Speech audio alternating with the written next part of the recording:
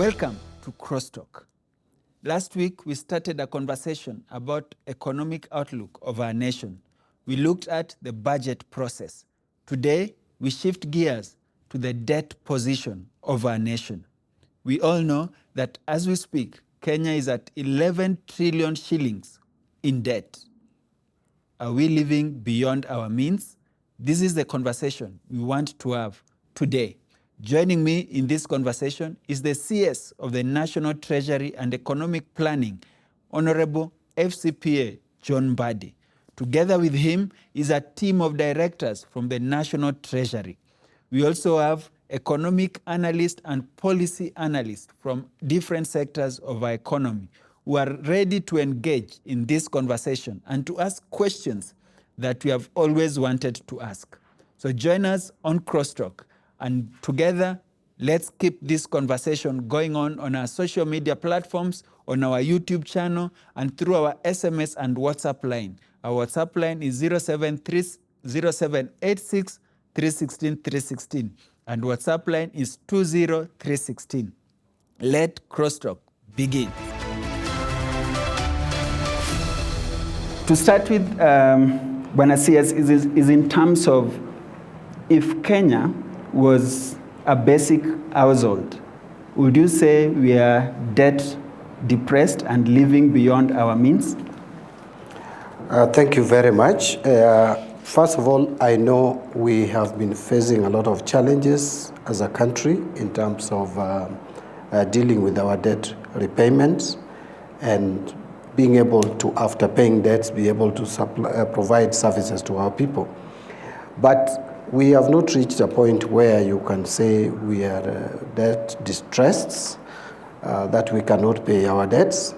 Kenya's debt level is still sustainable, and this is determined by calculation of debt sustainability analysis and index. It is still sustainable, though it is also elevated. The risk is elevated, but still we are able to sustain our debt. We have not reached the desirable position. The desirable position is to have debt to GDP of 55%. But where we are today is at 65%. But if you look at 2 years ago, we were at over 70% debt to GDP.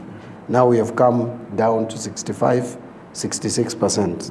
And we are still having a strategy to lower that so that in the medium term, by 2028, 2029, that we reach the desirable percentage of 55, which is provided in our law, and which is the best debt sustainability level.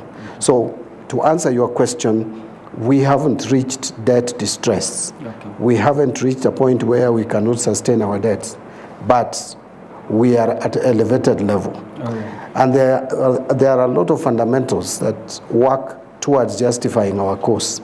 You look at other issues, apart from just looking at the figures, the debt numbers, you have to look at other parameters or other variables which will determine whether your debt sustainability is questionable or not. Like foreign exchange reserves, which we have over 4.7 months of import cover at over $9 billion US dollars at the moment. There are also the exports. How is your export performing in terms of balance of payments, which is still very healthy.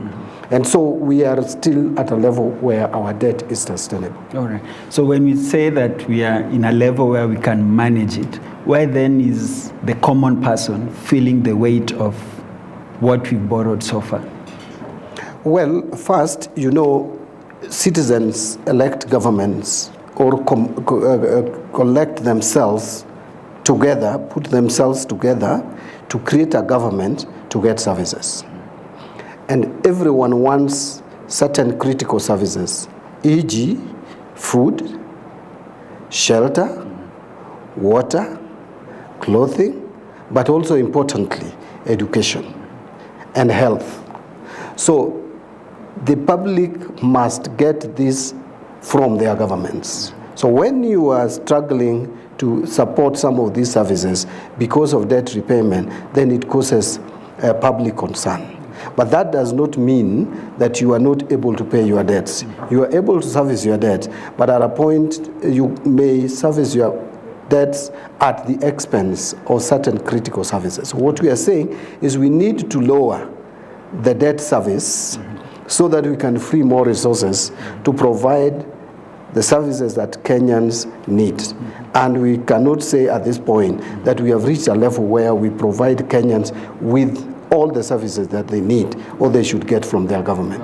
And that is where we have started, why we have started a journey to lower the debt repayment levels so that we can free more resources towards providing services to the people. All right. In terms of the overview, what would you say our breakdown is like as a nation? If you look at where we have borrowed from and what those numbers are looking like. Frankly speaking, at one point we became a little careless as a country, and especially looking at the numbers from 2014, 2015, 2018, 2019 coming even before the COVID era. A lot of borrowings were taken or loans taken at that point, and more particularly some of the very expensive loans. But now to answer your questions directly, asking where we are. Where we are is that our total debts as of today is at over 11 trillion shillings. That is 11 trillion 8 billion. This debts is a component of both external and domestic. Okay. Now, external debts, the domestic debts is 5.928 trillion. So we are doing kind of a 50-50. Which is about 54%. But domestic debt is about 47%, 46.14% external debt. That is 5 trillion 79 billion.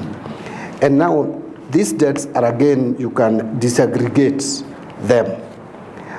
On domestic debt, I would just quickly say that we are moving, and we are moved sufficiently well towards making domestic debt more long-term. That is the government papers that are more than 1 year to maturity. Those are the bonds. We have moved now to about 85% of our domestic debts in long-term domestic debts, in terms of bonds, and we are still moving in that direction. And we have reduced the short-term debts, like the 91-day treasury bills, 182 days treasury bills, and 364-day treasury bills. These ones now are just about 15%, and we want it even less than that. Okay. Now, secondly, on the external debts, we have more of external debt in multilaterals. So out of the 5 trillion that I talked about, you'll find that 2.8 trillion is on multilateral loans. These are loans from multilateral institutions. You can pick the World Bank, IMF, African Development Bank, and also OPEC. These ones are under what we would call the multilaterals, and they are the cheapest external borrowing. They are largely at concessional rates. And this, that I've said, is about 2.825 out of the 5 trillion. The other one is the bilateral loans. The bilateral loans are 1 trillion and 7 billion, they're about, by January. The figures that I'm mentioning here are by January rates. And out of the bilateral loans, the loans from China is the highest at about 655 billion shillings, or if you like, about 65% of our bilateral borrowings is from China. From China.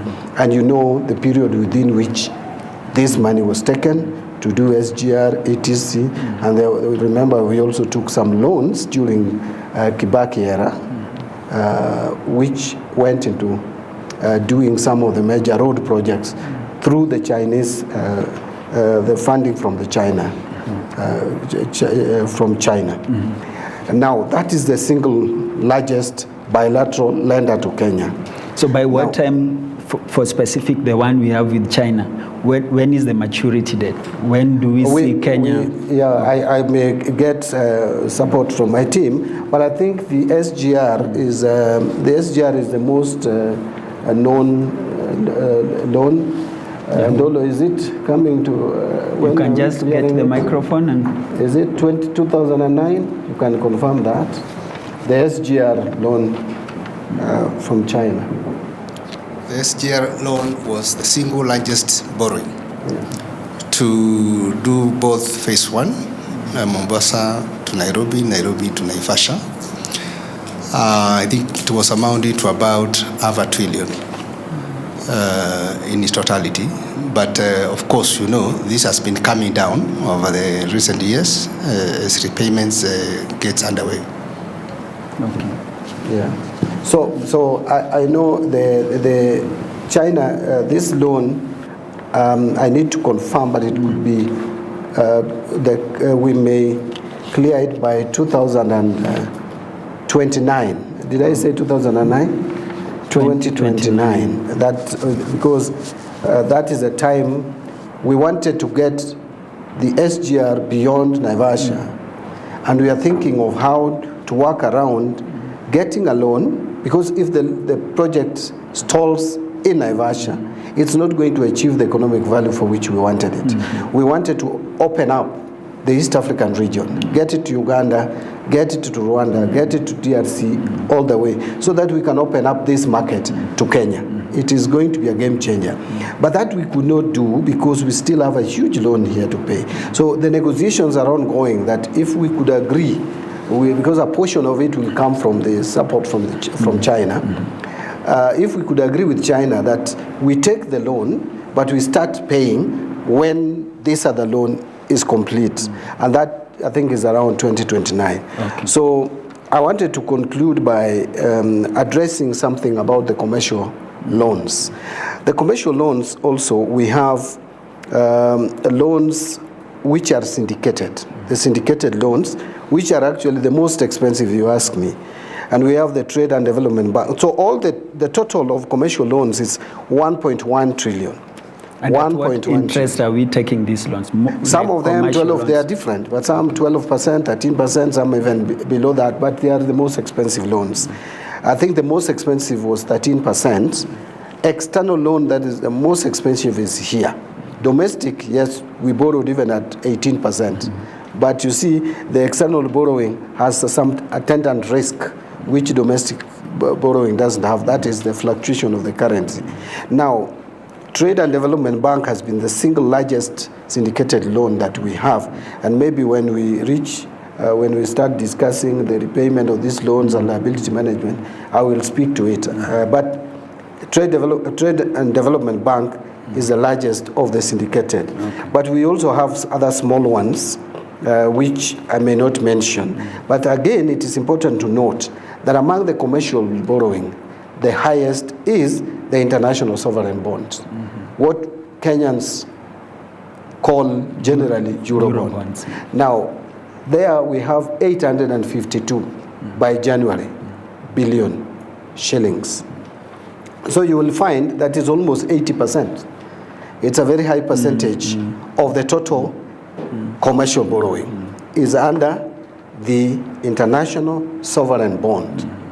And some of the bonds, out of these 852 billion, which is in dollars, is $6.6 billion. You will find that out of that, there was the 900 million USD out of the 6.6, which is maturing in 2027, May, to be exact, 22nd. Now, the following year, in February, we have another 1 billion US dollars. Then 2031, you have 1.5 billion dollars. 2032, you have 1.2 billion dollars. 2034, you have $1 billion. Then, now from 2034, you have holiday up to 2048, where again you have 1.5 billion. The $1.5 billion of 2048 is the one we took last year. Okay. To liability manage. Yeah. We are coming to the aspect of repaying these loans because the weight of it is already being felt. Yes. Of course, the Treasury has tried to reduce that, but we'll speak to what you did with some tax that were introduced into the system. Yes. But the question that majority of Kenyans are asking is, must we borrow to this tune to deal with our budget deficit? Why don't we just budget within our means? Because at my own house, if the income is not changing, then I have to reduce in terms of the expenditure. Why is the government not reducing on the expenditure so that we don't have to incur this number of figures we are talking about? John Paul, let me be honest with you. There is no economy which has ever grown in the world without borrowing. There is no even at individual level. You can never progress very well without borrowing. In fact, if you decide just to live within your means, which is your salary, today you will also die within your means. So it is important that you must borrow. But the only thing that you must add as a caveat is borrow responsibly. How is borrowing responsible? What do we mean by borrowing responsibly?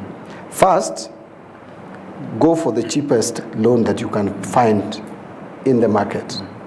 Two, borrow for a reason, which makes sense. Borrow for development. Yeah? And then three, use the borrowed funds prudently, efficiently, recognizing and respecting economy. And have we done that as a nation? No. Okay. Before we leave the aspect of GDP, because you've spoken to it, I think Churchill, we might have a question in terms of GDP, because that was in terms of GDP ratio to our debt to the CS. Or do you feel like you are satisfied with his response? Thanks, Waziri, and congratulations. You've been doing lots of communications. So the question is around debt sustainability. So I heard you speaking to the fact that, yes, it's sustainable, but probably you can speak to the high risk of the high risk of debt distress, which is part of the debt sustainability analysis. And this is coming from the fact that, yes, you've been doing the liability management operations, but you've been borrowing more of commercial loans like this, the new Eurobond that you're borrowing, but less of the concessional loans. So probably how will the debt sustainability look like? And also tied to that, probably you can speak to the IMF program. There was the announcement that came out today that National Treasury might also look at a new IMF program. So probably you can tie it to that, but also the debt sustainability tied also to the GDP aspect. Okay.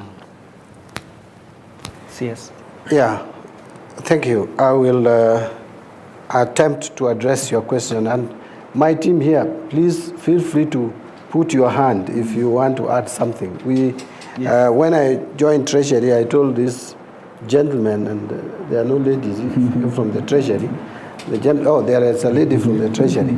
I told them that we will be a very democratic institution, that I'm bringing a totally different work style and approach, that I'm just first among the equal. So feel free to respond. You can even contradict me.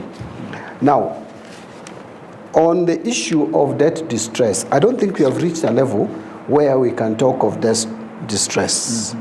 But again, yes, our debt sustainability is a bit elevated, that we must deal with it. Where we are still at a point where we can manage to pay our debts.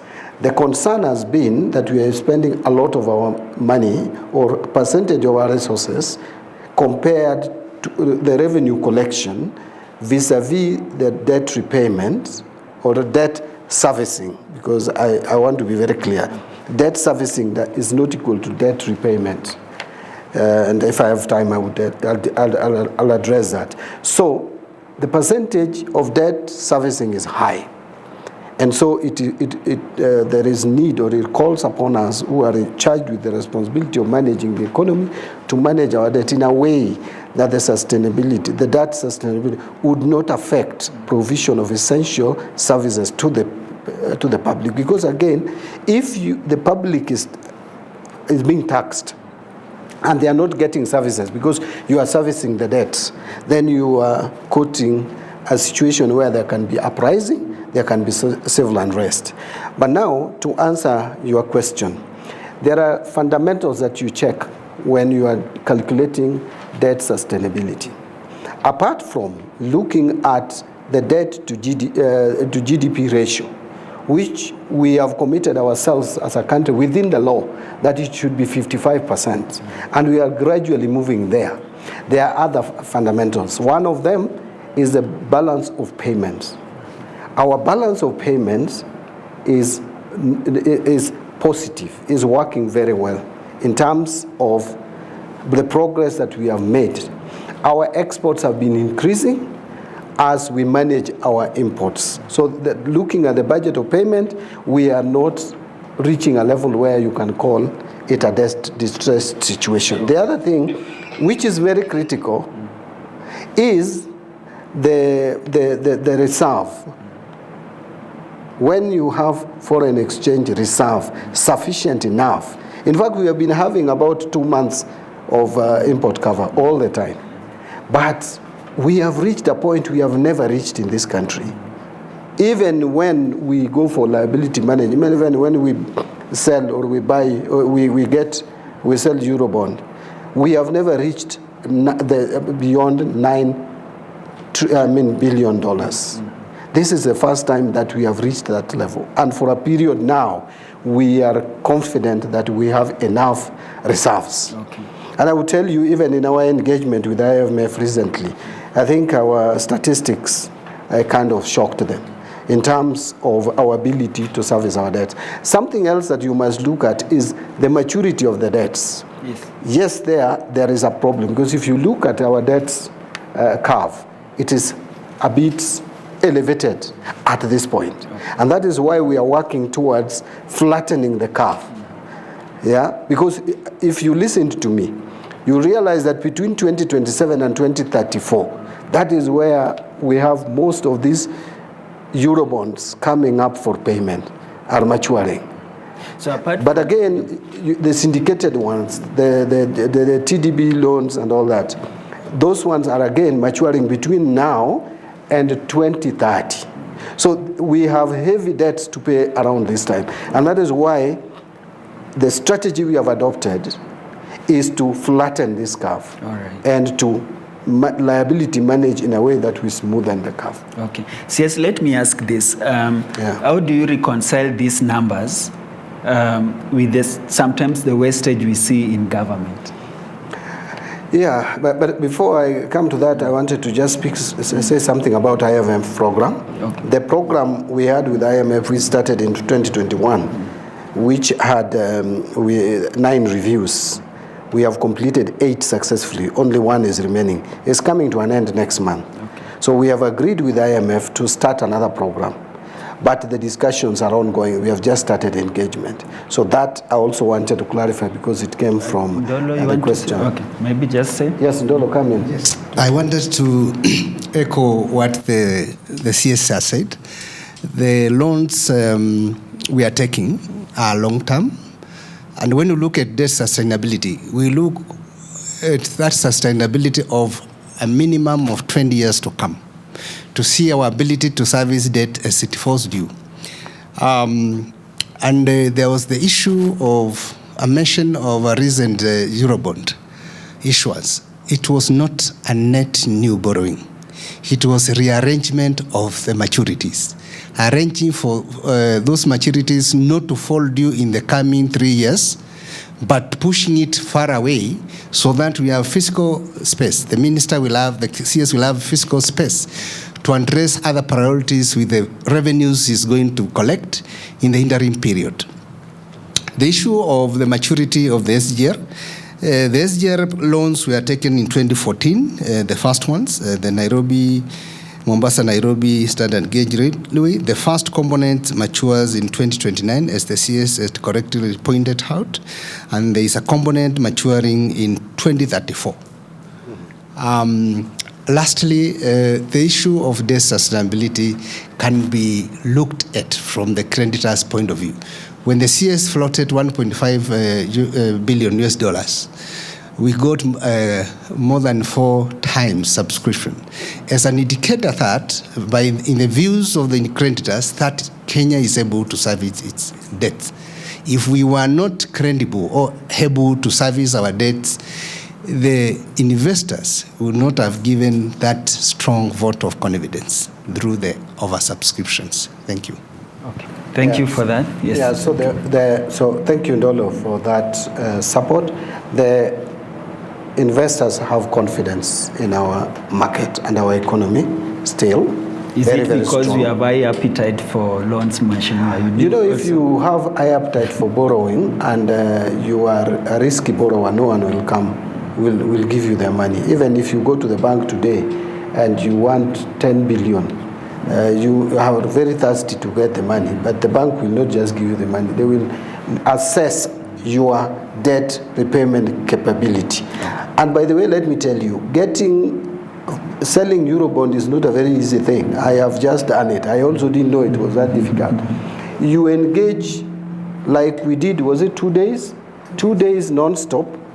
At time we had 8 meetings with investors. Bidding process? It is a bidding process, but first of all, you have to do what you call the roadshow. And the roadshow is selling. First, they ask you all questions in the world. And these are people who understand your economy more than some of us understand this economy, because that is the work they do. So they even know your interest rates, they know all all these things you call inflation, they know everything about Kenya. So they will ask you and ask even the strategy you have to develop your economy and where you are going and how you will repay their money and the problems you've had in the past. Any rumor around money you are taking from UAE, they will ask you any discomforting question you'll ever come across. And before you know it, they have made a decision about you. So it is not a very simple exercise. It is a detailed exercise where they understand you better. Right. But then you asked yes, I was asking in terms of, we are talking about 11 trillion in loan. Yes. How do you kind of reconcile those numbers, looking at sometimes the wastage we see in government? Yes. Because from this side, we see wastage. Unless we identify specific projects where this money go, we are very specific about SGR, but not very specific about other projects where this money has gone to. So how do you reconcile that? Let me admit, John Paul, that fiduciary responsibility in this country has not been very high. And it is something we have talked about, corruption. You can call it pilferage, plunder of public funds, theft. You know, sometimes when we call it corruption, it sounds very nice. It is theft of public funds. And that is why the government is taking initiatives through the National Treasury. Remember, immediately I came in after my vetting and swearing in, I said that this program that I've found around e-procurement must now be pushed to the next level. And I did what was required of my office, including releasing funds under Article 223, funds to help roll out the system. And as we speak, that system is being rolled out. Okay. By 1st of next month, we will have almost all government MDAs onboarded onto the program, the e-procurement. And so we will have April, May, June to pilot it. I saw in one of today's papers, someone saying we have pushed forward the rollout. We haven't. Okay. Actually, the program, you cannot roll out a program without piloting it. So we are piloting it for 3 months. Then July 1st, we are rolling out e-procurement. And this will drastically reduce human interaction with procurement system, where previously you could be told that you have not paginated your document very well and so you have lost. Then someone can come walk in my friend Olo here, if he's mischievous and he wants you to win and me to lose, he would just come to my file and remove one page of the tender document, and that is it. So these are things that we want to work on. We are working on Treasury single accounts so that we are able to see all the government money is in wherever they are. Yeah, we are coming up with many systems to make sure that we curb, including working on KRA, which is our revenue collection point, to make sure that we reduce wastage of public funds and even theft of public funds. So there are a lot of programs that are being rolled out to deal with that specifically. But even as we do that, we must still continue to manage our economy prudently by managing our budgetary process, because budgeting is also an issue. We have already rolled out in this financial year that the new budget that we are going to compile, working on zero-based budgeting simply means, or simply put, it means that you have to justify every shilling that you are asking from the Treasury. We are going to stop where we used to have a system where you tell us, yes, you gave me 10 billion last year, this year give me 12. No, you have to start from zero. Because we are coming to that after the break, because there's also the aspect of the government tends to over-project revenue collection, yet goes ahead to spend more than what we collect. So we are taking a short break. When we come back, we will also pick some questions, so get ready. I think we'll start with the questions, then we get to the second part, where we are looking at the impact of these debts and the repayment methods of what we are going to repay these debts, but also the aspects of tax. Kenyans have been talking about accumulative tax that now is cut from their payslip, the 4.27 thereabout of SHIF and housing levy. So I think also that's an aspect. Are we going to see an introduction of new tax measures in the next financial year? Yes, quite a lot to answer when we come back. You can be part of this conversation through our SMS line 20316. Our WhatsApp line is 0786 316 316. When we get back, we get to some of those questions. Every year we are being told it's 11 trillion, and we are being taxed every now and then, and hatuoni ikishuka. So what we want to understand is where do this tax go? Biashara imekuwa ni kama kila mtu anaweka biashara kwa sababu hana chochote. Atafute hata angalau shilingi 10 jioni apate ya kunywa chai ama hata ya kula mkate. Kwa sababu hii mambo yote imekuwa ni kusumbuka, ni kuteseka. Kwanza tax ilifanya mimi nika resign kazi ya kuandikwa. Niliresign kazi nimemaliza 1 year, na kutoka ni resign at least I have some money. Ile wakati nilikuwa nafanya kazi ya kuandikwa, unapata cross pay ya 60,000 na net inakuja 39. Sasa hata you are not working. Serikali itabidi watengeneza a lot of job opportunities, kwanza mostly kwa youths. Kama youths we are down. Unapata asset, unafanya biashara yako, nayo biashara zingine zenye unaandikwa zinakufinyilia wewe mwenyewe. Unapata even you can do a job for free, because ukiangalia kiwango cha do zenye unalipwa, they cannot satisfy you. Welcome back to Crosstalk. We are having a conversation around our debt position as a country. Do we now have a clear picture with what we've done in the first half of this conversation? If not yet, the CS is still in studio with a team of directors from the National Treasury, and we also have experts, economists and policy experts from different sectors of this country that will be in a position also to ask questions to the CS. So welcome back to Crosstalk, and we'll go direct to the questions. I'll start with Mr. Meshak. Maybe your name, what you do, and then the question. Thank you. My name is Meshak Odede. I lead an umbrella body of member organizations working with volunteers such as Red Cross, UN volunteers, and others. And I work close with the State Department for Social Protection. Bwana Waziri, congratulations for explaining better part of our questions that we had put together to ask, but there is just one I want to put across. The debt service cost. A rising debt burden means a larger portion of the taxes will go to servicing the debts, And this has a potential of limiting the amount of money we are putting to offer services that the people of Kenya really, really need. And you spoke about prudent spending of the debts. So my question is coming in, is there something the Treasury is doing, a specific thing that the Treasury is doing right now to overturn this so that we might end up as a country someday where a bigger percentage of the tax collected or even the money borrowed are going directly into service to the people as opposed to what we have now? And in terms of prudence in spending, is it okay when we borrow money, for example, to pay salaries?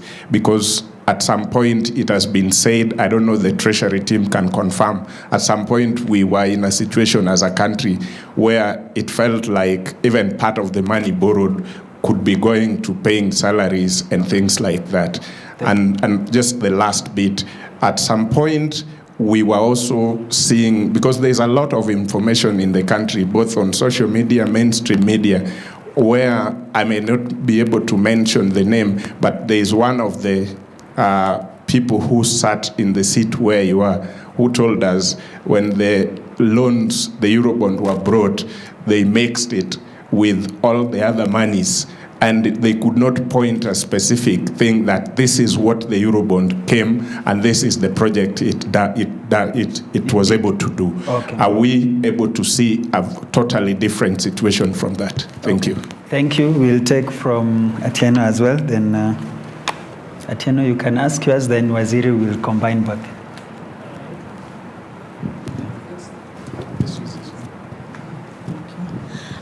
Thank you so much for this opportunity. I'm Atieno Wasal. I work with the civil society, and I'm so happy you're the one on that side to answer questions. And our question will involve the people of Kenya. So the first one is a concern, actually, because from where I am standing, or from where we are standing as Kenyans, if, for example, an amount of $500 billion hits the economy of Kenya, we are expecting to feel it, right? Because that is not some small money that you can just tell people it came, it has worked, without like actually us feeling that this money actually hit the economy. So why is it that all these debts that we are taking from these different lenders and all that, we as the Kenyan people cannot be able to feel that they actually hit our economy, okay. All right? And then the very last one is exactly what he has said. We have a tendency in Kenya where we over budget for things, even development in itself, where you get there's a budget for a road and money has been borrowed maybe for that road, and we know these examples. I won't go into the examples, but we know them. Money has been budgeted for a road. At the end of it, 5 years later, the road is not even finished and the money is gone, and we have to again re-borrow again for the same road. So even if you're talking about zero budgeting and all that, this is not the first time we are hearing all these things. The budget, the debt issue has been a thing that is going on in Kenya. How we're spending is a thing, a matter of concern already for us. So we need actions more than, we are planning to do this. We need to see what you're doing as Kenyans. Thank you. We'll come the next round of questions before we end, Mr. Brian. But Waziri, you can maybe pick that, or any of the directors that you may choose. Yeah. So maybe start with Meshach in terms of the specifics of servicing these debts, and the question of our tax going to reservice the debts instead of going to specific projects. Yeah, thank you very much, John. I think Meshach asked two questions. Yes. The first one was on the debt service costs. I want to point out that debt service cost is a combination of many factors, one of which would be the exchange rates. If you borrow externally, how much to service that cost depends on the fluctuation of the shilling against other currencies. If you borrowed in dollars, any moment that the shilling depreciates, certainly your debt increases without taking any more coin. So that contributes to the debt service cost. I will give you an example that if you look at our debt portfolio, especially the external debt, by early last year, it was 6 trillion. Now it is 5 trillion. That tells you that just without even repaying the debts, that we are able to reduce the debt liability by almost 1 trillion because the shilling appreciated from about 160 to the dollar to 129, 130 to the dollar. So that alone, I mean, sometimes people don't understand and appreciate when the shilling strengthens how or the impact it has on the economy, or when the shilling depreciates. So that is one thing, that prudent management of the economy helps you to reduce your debt, because of the moment the debt quantum reduces, then even debt service cost decreases, because the interest payment is calculated on the outstanding debt. So if it comes down from, say, 6 to 5, you will be paying less interest. You will even be paying less in terms of debt repayment, the principal sum. Something else that also contributes to debt service cost is, when the borrowing cost, and that is more with the domestic debts. If again I give you an example of August last year when I came into office as the CS, the 91-day Treasury bill was going for 16%. Today, it is 8.9%. Now, take it 16 against 9. That's a reduction of 7%.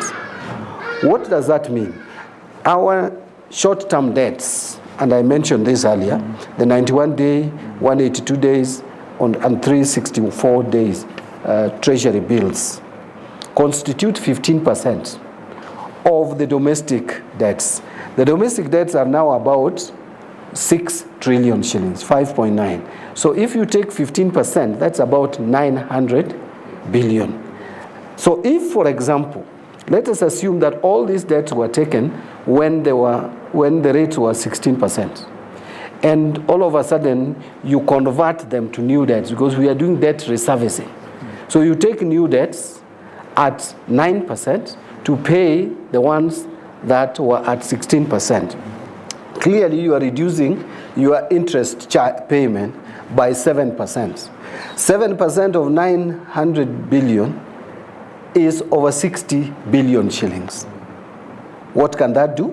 It can pay more than one term of capitation for all our schools, from primary to JSS to high school, which is 48.8 billion. You can pay that with the savings from this. And I will tell you that we have calculated, our recent calculation, we saved about 24 billion shillings. So that is what we call the debt service cost, what you can do. I'm just demonstrating to you that if you manage the economy well, all the short-term debts are going to now be converted to 8.99%. And I think that I've explained very well. So those are some of the things that you may need to do to manage the debt service cost. Something else that I want to point out very quickly is that if you want to manage your debts, it is not something that you will do in a silver bullet, because you don't have the money. We don't have sovereign wealth stuck somewhere, which we are going to sell to offset and pay off all the loans. We just have to manage our liability. And the starting point is to reduce the new borrowings as a percentage of GDP.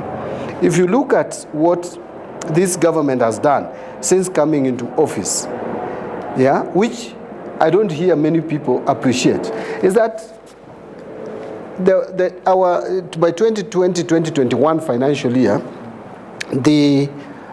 we were at 8.3% of deficit to GDP, meaning the new borrowings as a percentage of GDP was at 8.3%. The following year, 2021-2022, it came down to 6.2. 2022-2023, that was reduced to 5.6. 2023-2024, which ended last year, it came down to 5.9. 0.3. Now this year, the government became overambitious and it almost brought problems. But now we are targeting to spend 4.9% of GDP as a new deficit to GDP. So we are bringing down deficit to GDP ratio consistently, and in the medium term, we want it to hit 3% and below. That is one way of managing your debt. As you deal with the debt stock that is already there, you must also look for ways of reducing new debts going forward, because if you don't, you will be digging another hole to fill this one. Let me move to the mixing the Eurobond with other money. That is true.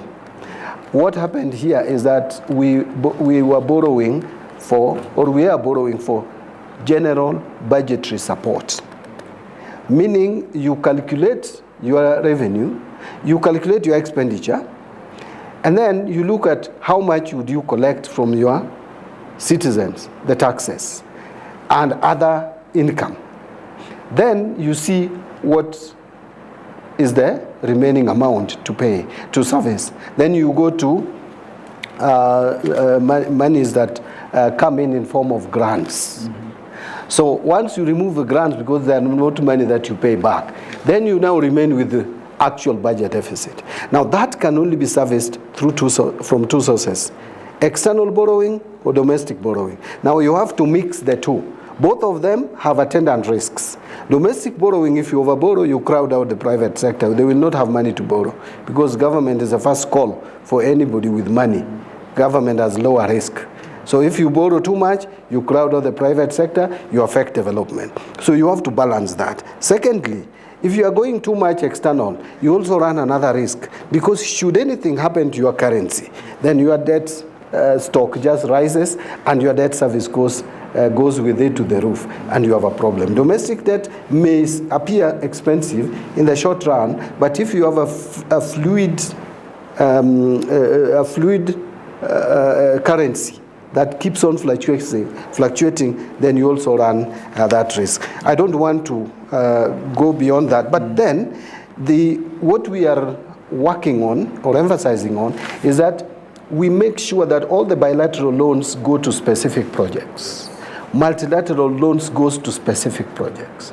Now, when you come to these other loans which go to the budgetary support, we also look at our revenue vis-a-vis the recurrent, so that even if you cannot pinpoint or directly attribute a loan to a specific project, but you are not spending it on recurrent, because that is unconstitutional. Maybe Waziri tied to what Atieno was asking in terms of money following projects, because maybe speak to that. Actually, as a matter of fact, we try, the bilateral borrowing must always be attributed. You can take it, you can link it directly to a project. Some multilateral loans, a lot of it also are tied to projects. There are some multilateral loans, especially from IMF, which is for budgetary support. Actually, that is the reason why IMF exists. IMF exists for budgetary support. They don't finance direct projects. That now we are financing SGR or financing. They support economies to come back to their feet. In fact, the moment an economy is running perfectly okay in terms of resources, you don't need IMF. IMF comes in to help you in cases where you need support. But I hear you. Actually, the main, if you are in the Treasury, one of the things that you must do is to make sure that the borrowed funds go into capital expenditure, because that is what the Constitution says, and that is what we are working very hard to make sure that it is realized. Okay. Atieno talked about over-budgeting. I want to tie that.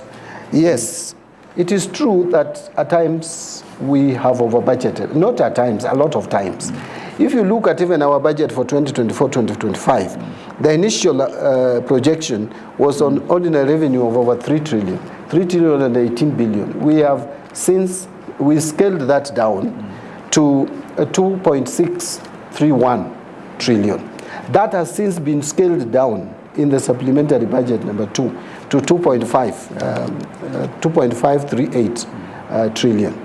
This is why, but this is because we have analyzed our revenue collection in the first 6 months, and we have seen that we cannot realize that revenue. We wanted to be as realistic as possible. We cut our clothes according to our sizes. And if you look at the budget that we are going with to 2025-2026, we have reduced it from over 3 trillion that had been projected.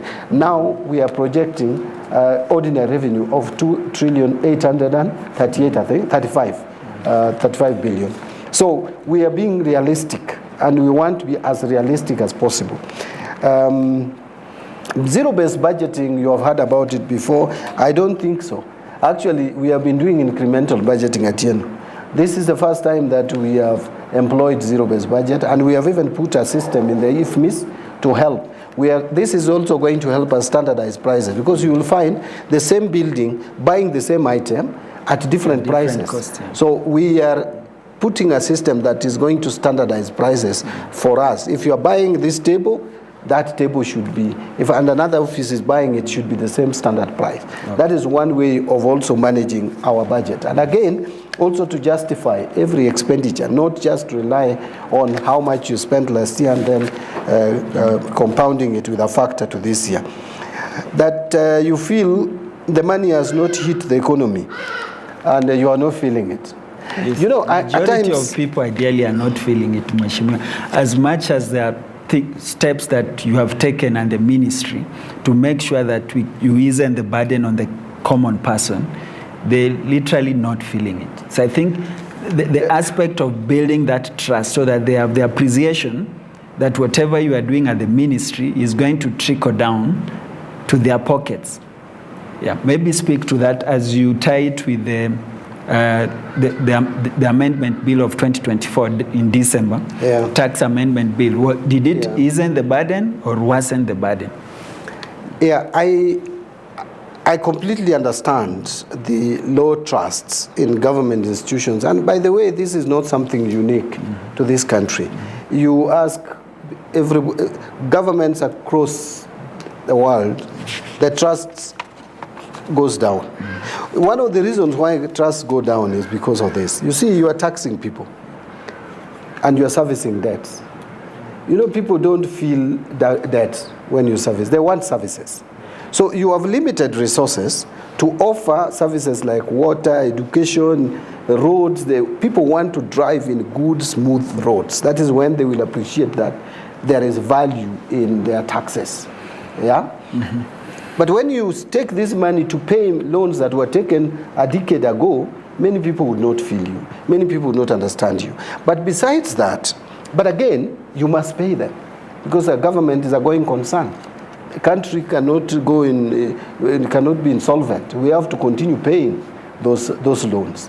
At the same time, we must balance. That is why now you need prudent financial managers and economists to make sure that as we take care of those commitments, which we must, and by the way, our constitution says first charge. You cannot run away from them. As you do that, you have an obligation also to offer services to your people. So that is why we are gradually managing debt as we offer services to the people. But there are two reasons why sometimes Kenyans feel that they don't feel money. One, I'll tell you, we know that there are so many Kenyans who did business with government, and for years, they have not been paid. And because of that, it has had a hit, not only on these Kenyans, these suppliers, these contractors, these business people, it has even hit the banks, because now they have non-performing loans. And the banks, in reaction, they raise the interest rates chargeable so that they can compensate and still make profit because they have a responsibility with their shareholders. Okay. Now that will definitely crowd out many people from taking additional loans. And when Kenyans don't take loans, they don't invest. When they don't invest, they are not creating new business, and therefore they are not creating new jobs. And so you have many people feeding from a few. Now, if I have brothers and sisters who don't have jobs and I'm the only one working, I will certainly be earning the same salary, but feeling like I have less money in my pocket. When we talk about, I think, Amos wants to add something. Oh, Amos wanted to suggest. Thank you very much. And I just wanted to add on the reason why people don't have money in their pockets. And one of them is the high rates of unemployment. You know, the rate that we have been creating jobs in this economy has not been very good. So we have so many young people who have no jobs, especially in the towns, and therefore they will not have money in their pockets. And that is why government is coming up with projects like housing, where you can employ carpenters and all these people who are working within that environment. And also we have training in TVET to retool so that they can get some jobs. And also the government has been trying to get people out of the country to do jobs in Europe, in Middle East and so on, so that they can earn a living and support those who are at home. The other one is because of inequality. You know, the economy has been growing by over 5% for a long time now, but that income is not distributed equally. The owners of capital are few. So it leaves out a number of people, and that is why government is coming up with some social programs, social safety nets, targeting the old, people with disabilities, and so on. So that is why, and of course now the CS has mentioned the issue of bending bills, which you have not paid, and the high interest rates where people cannot borrow. So those are the reasons. But those are things which are being addressed. It will not be fixed in a day. It takes some time to fix an economy. Thank you. Before we come back this side, Brian, you have a question? Yes. Thank you very much, Bwana CS. My name is Brian Kithinji. I am a policy analyst and researcher from Policy Action Initiative. There's a lot of positivity that has been pointed out, but I would start from my question, and probably a comment is that the reason why the money is not being felt is because every year the government keeps adding its recurrent expenditures. Like, for example, we know that in this fiscal year, it increased by around 11.87%. So we are in a situation whereby 81% of our budget, our country's budget, is going to government's recurrent expenditures. And this is just the national government. This is not the county government. And then the rest, around 10%, goes to development. So we are in a situation whereby most of the budget just goes to a few people, because we know that the number of government employees are 1.1 million, and the number of new members, new civil servants being employed year by year for the last 5 years has never increased more than 50,000. So we're in this situation whereby we've created a bubble for a few people. So that's why the money is not flowing. And that's my question would be, when you look at it, Bwana CS, as a Kenyan, just before you came in August, I know you must have felt it, that when you look and you see the government increasing its recurrent expenditures, not development expenditures, and we are now continuing to borrow to fill in that fiscal deficit. Doesn't it feel a little bit wrong? Doesn't it feel a little bit condescending rather to ordinary Kenyans?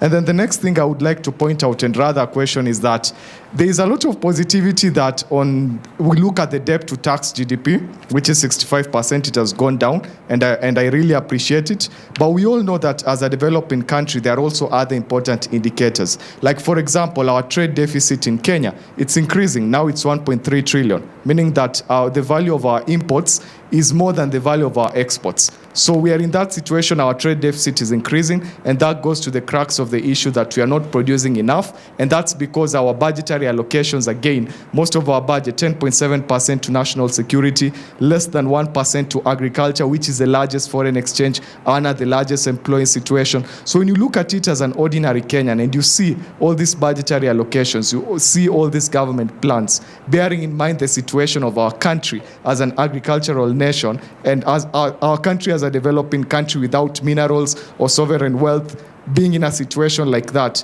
what are some of the things that you're looking to change, especially now as you're preparing the budget policy statement, to ensure that more budgetary allocations are going to sectors that can indeed produce enough, that will ensure that we do not need either to borrow more or we can be able to manage our debt sustainably? Thank you. Thank you, Brian. Ndolo, you want to add before Waziri says something? Yes. I wanted us to look at a situation where there is no government expenditure. How it will be. First of all, government revenue is hope less than government expenditure, meaning the very existence of government leads to injection of money into the system. Because when we collect 2.6 trillion, but we spend 3 trillion, it means government becomes a catalyst of money circulation. And that is to say that it is still good that the government borrows money to spend. Actually, government expenditure promotes economic growth. Because, of course, if you go to economics, maybe C601 or even 101, you'll find the structure of a GDP includes government expenditure, and of course, a big proportion of that also goes to, more than $500 billion goes to development budget. But I also wanted to echo the issue of, in the last, this is 2025, 5 years since the onset of COVID. COVID disrupted economies across the world. Economic activities, supply systems, businesses closed, jobs were lost. As soon as we were emerging from COVID, the international capital markets got what they call dislocated. Interest went and yields went so much high, borrowing became so much difficult in the international capital markets, and that got transmitted to the domestic markets, where the CS was talking about. We're emerging from a situation where interest rates were very high, between 15% for 16% for short-term borrowing, 18% for long-term borrowing. Okay. So as soon as we were trying to come up from the shocks of the COVID, we got into the financial shocks. And this is why, of course, as Amos was talking about, jobs have not been reclaimed where they were lost. Okay. But the government is doing a lot with these social targeting programs and the projects. Thank you very much. Thank you so much, Mr. Ndolo. CS, must the budget deficit only be cured by taking loans? I think that's generally what people are saying. Yeah. Why don't we just say we have collected this from KRA and this is what we are going to budget? What will that do to our economy? I know it is very easy to say that, but let me tell you, there is no country that has ever developed with the mindset of you are collecting X and you're spending X. It doesn't work that way. All economies, in fact, the largest debtor to China is the US, and that is the largest economy. But let me just put into perspective what Ndolo was saying. Ndolo was simply saying that when there is a recession, you don't even reduce government expenditure. You spend more. You stimulate the economy. Remember in 2009, we had to do what we call economic stimulus program. Why? Because the economy was kind of in recession. So you have to inject money. The only thing that we must call upon the government to do, and which I am here to help done, is prudent expenditure. How do you spend that money? If you are organizing training, for example, and by the way, there is nothing wrong with people going to Naivasha for training, John. People should go to Mombasa for training. People should go to Naivasha for training. So long as you go, you don't make fictitious claims. That is number one. Number two, you go and pay reasonably. You don't start cutting deals. Accommodation which should cost 2,000 costs 10,000. That is now plunder. But you need to go to Naivasha for those hotels to function, for Kenyans to get jobs, and for suppliers of vegetables, meat that is eaten in those hotels to have business. Government is the biggest buyer of goods and services. Not the biggest spender. Government is the biggest spender. You must spend. In fact, I am not a student of austerity measures. We only sometimes restrict expenditure because we cannot afford more. I wish we had more money. We would splash it so that Kenyans can get more money. The transporters of vegetables get business. Those who are transporting people who are going for business, for those, if you don't have a car, so you will take a matatu. Yes. We want those matatus to have business so that you travel to Naivasha for training. All right. So, what we should fight against is wastage. And I am not calling about expenditure is not equal to wastage. I think we are used to a system where we have been wasting resources so much. Yeah, the countries which have developed, by the way, about these good things, we are doubting the countries which have developed, by the way, John, are those countries with a lot of conference facilities. Those conference facilities are not just monuments for being viewed.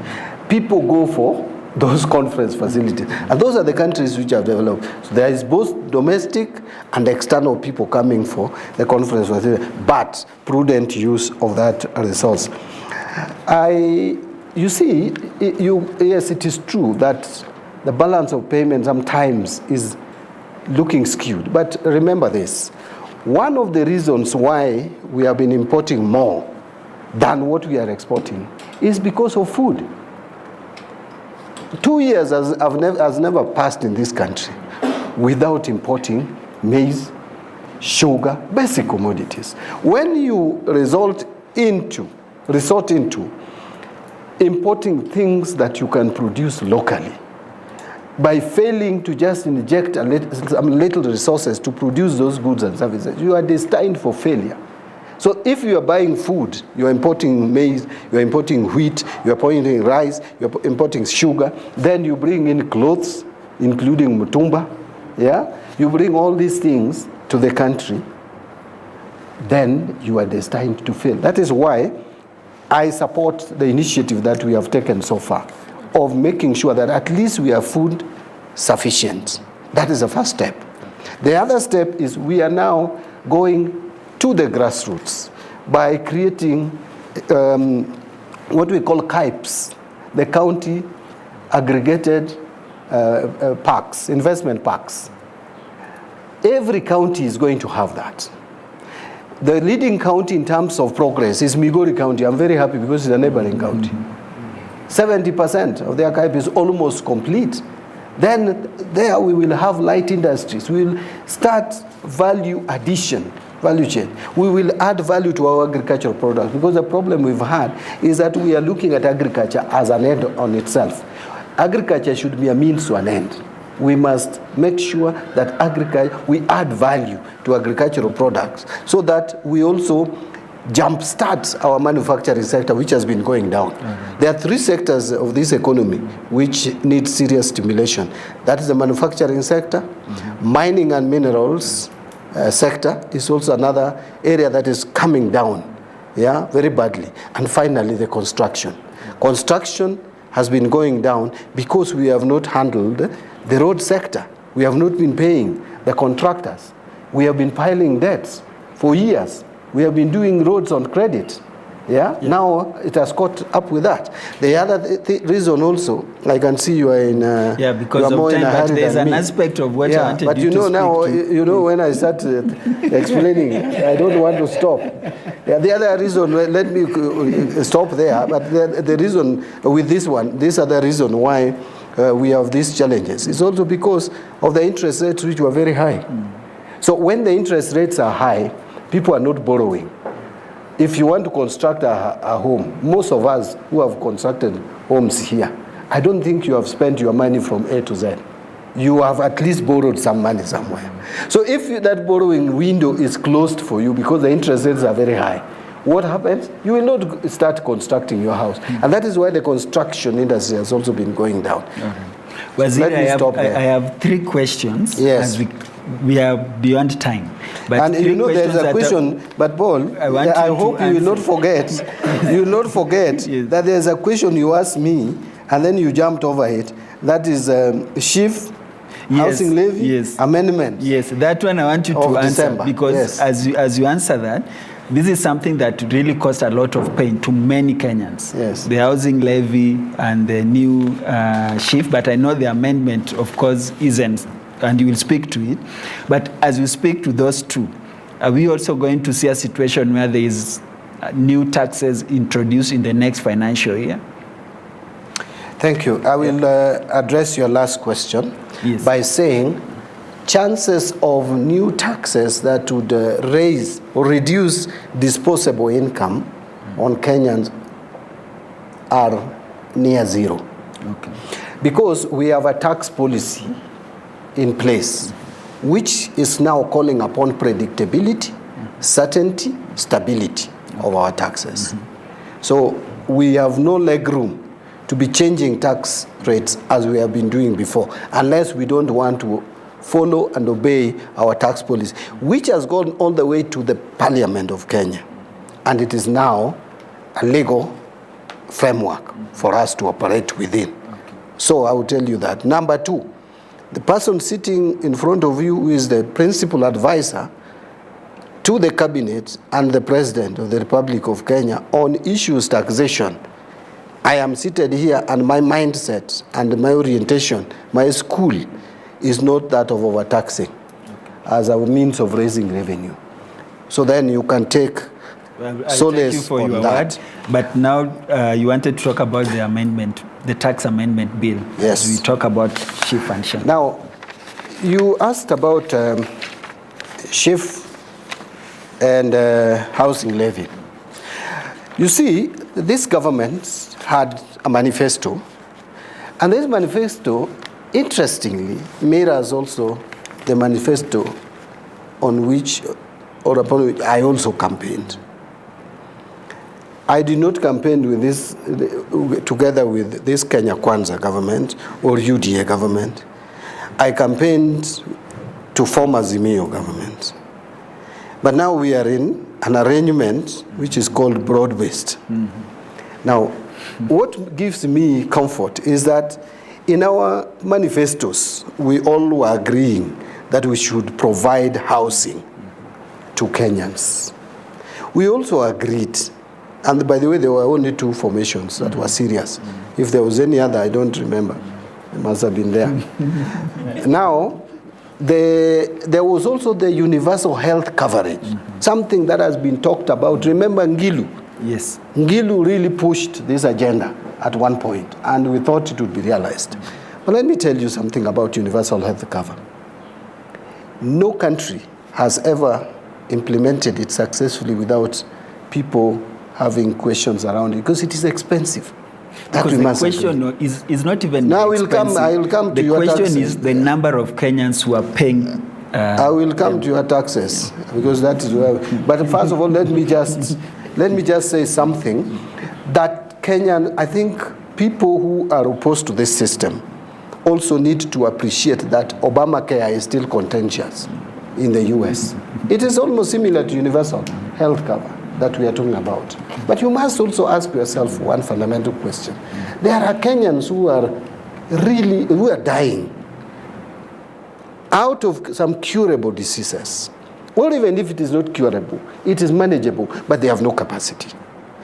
Isn't it possible that Kenyans need to have a conversation on how to help these people? Even if we don't agree with the current system, there should be that conversation. The fact that I have medical cover should not give me comfort at the expense of any other Kenyan. Because by the end of the day, I am a public officer earning a salary from Kenyans, including that pauper in the street. Because that pauper will go and buy a banana and pay tax. And that is what I earn. So thinking about that poor person is not a very idle idea. However, let me come back to your question. The housing levy and SHA, or contribution to SHA, have put what I could call a hole on people's pockets. It's, if you ask me, a good cause. But it is putting a hole. Why? Because 4.2%, 4.27%. Yeah. If you combine both two. Yes. Is going to, is it 27 or 25? Whatever, 4.25% is going to these two. 1.5 and then 2.75. Okay? So it is total of 4.25% of your gross salary goes to these two funds. One, to provide housing. Two, to provide health cover to all Kenyans. All Kenyans. And there are people also, other Kenyans, who pay some rate. Now, what happens is that we realized that we were like taxing Kenyans twice. First, this amount, if it is removed from, let's say, 100,000, you are paying 4,250. But in calculating your tax, again, we tax it on 100,000. We are not cognizant, we have not been cognizant to the fact that already 4,250 goes to the government to provide housing and provide health, and it doesn't come to you. So why should you pay tax on this one? Now, what we have done is to exclude this. With the tax amendments that we brought in December, this amount now is not taxable. So 30% which you used to pay, because you are paying 30% of this amount as well, the 4,250. That 30% is now. Are you going to give it back? That 30% is coming to you already, because you see, what we were doing is, after calculating the 30%, it was being removed from the amount you are remaining with. Okay. So that amount will come back. But listen to this. That amount now leaves you with about 2,900. I think, and 50 to pay. From, instead of paying 4,250, you are paying 2,900, because it is saving you some money, which you would ordinarily have paid on top of the 4,250. Now, this amount is not the total extra money that you pay if the new law on shift and housing were not in place. Because before SHA, there was NHIF. And if you are earning 100,000, you are paying 1,700 on NHIF. So if you look at, if you do your math properly, you realize that with the December deductions, the December amendment bill, yes, which is now law, you will end up paying additional, compared to the time there was no SHA and there was no housing levy, you are paying additional 1,200. Okay. Well, as opposed to additional 4,250 that you are paying before these amendments. Well explained, CS. I think because of time, and my director has been shouting in my ears that we need to wind up. Okay. There's the aspect of pending bills to the counties that we've not talked about, and whether these bills are fictitious or these are real figures that we need to deal with, but maybe in the subsequent conversation and episode we'll have to discuss it as we look into the budget. But also something to consider. Maybe lowering VAT tax to 14% and corporate tax to 5%. Will that be something that will spur economic growth? There is a discussion around whether to lower VAT to 14%. And by the way, I was persuaded with that thought. But there is a discussion that VAT may not have the desired result like if you dealt with direct taxes. Okay. So we are weighing all these options. Let them not persuade you otherwise. Yeah? Your first persuasion was fine. Let them not persuade you otherwise. But John, are you an economist? Are you a tax expert? It is something that as tax experts we are looking at, and economists are looking at it. We will come up with what may be of greater benefit. Because what we want here is to put more money in people's pockets. Okay. I think that is the most important. Yes. So that they can have purchasing power. Is that correct? That's correct. If that is the case, then allow us sit as professionals and agree on the best way forward. Thank you so much, CS. Let's give it to the CS. And thank you so much for explaining.